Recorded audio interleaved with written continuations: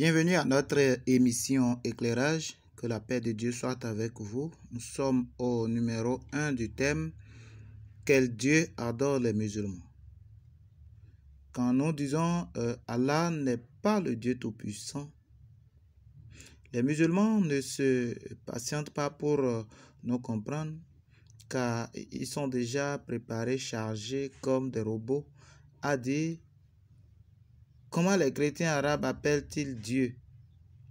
Ce que nous disons, chers amis musulmans, chers frères et sœurs dans le Seigneur, c'est que Allah n'est pas le nom de Dieu.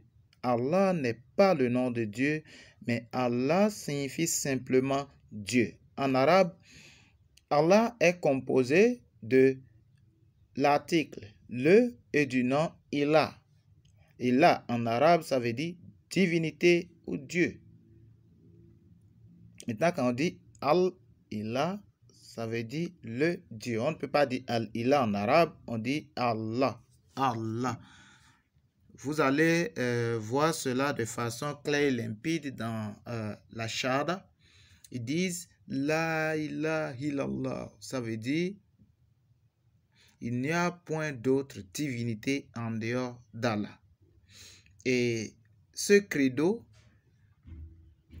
ce Shahada, cette profession de foi que les musulmans proclament chaque jour, à tout moment, et qu'ils imposent aux nouveaux convertis, les ignorants qu'ils poussent à se convertir dans l'islam sans pour autant chercher à comprendre au fond ce que c'est que l'islam. Même celui qui leur parle de l'islam, lui-même ne comprend pas. Ce qu'on leur fait réciter, c'est La ilaha illallah Muhammadur Rasulullah. Ça veut dire il n'y a point de divinité en dehors d'Allah et Muhammad est son envoyé. La ilaha, ilah, ça veut dire divinité ou divin. Allah qui veut dire le Dieu. Il n'y a point de divinité en dehors d'Allah. Il n'y a point d'autre divinité en dehors de Dieu. Et cette profession est d'origine hanifienne. Donc c'est une religion païenne, nous allons voir cela. Ça, ici c'est introduction, nous allons voir ça de long en large. C'est ce que eux-mêmes disaient avant l'arrivée de l'islam. Il n'y a point d'autre divinité en dehors d'Allah. Et c'est ça l'islam a copié. Et quand par exemple, je dis homme. Homme n'est pas le nom de quelqu'un. Homme désigne simplement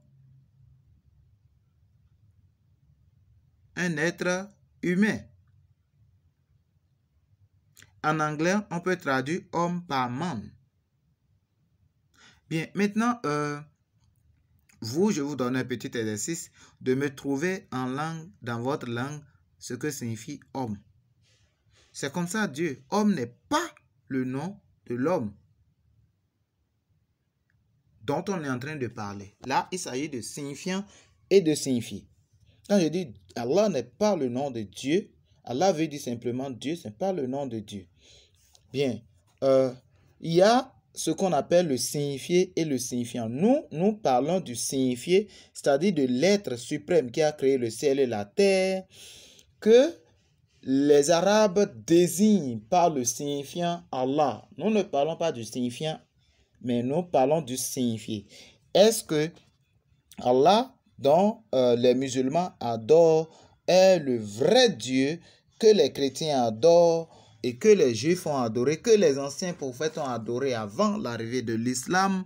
C'est de ça qu'il s'agit et c'est ça que nous allons explorer au cours de ce numéro d'éclairage. Voilà, aujourd'hui, c'est l'introduction. Nous allons rapidement voir quel Allah les musulmans adorent. Est-ce que c'est Allah que les chrétiens en arabe adorent ou Allah que les hanifiens ont adoré? Lisons ensemble.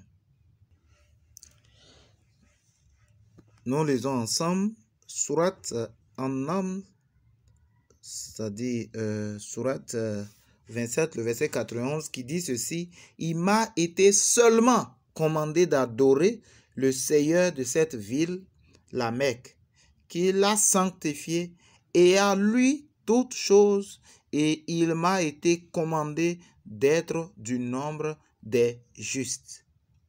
Excusez, et il m'a été commandé d'être du nombre des musulmans. Du nombre des musulmans. Ici, le Coran atteste et confirme, déclare que les musulmans qui suivent le prophète de l'islam, qui est leur exemple, adorent le Seigneur de la Mecque.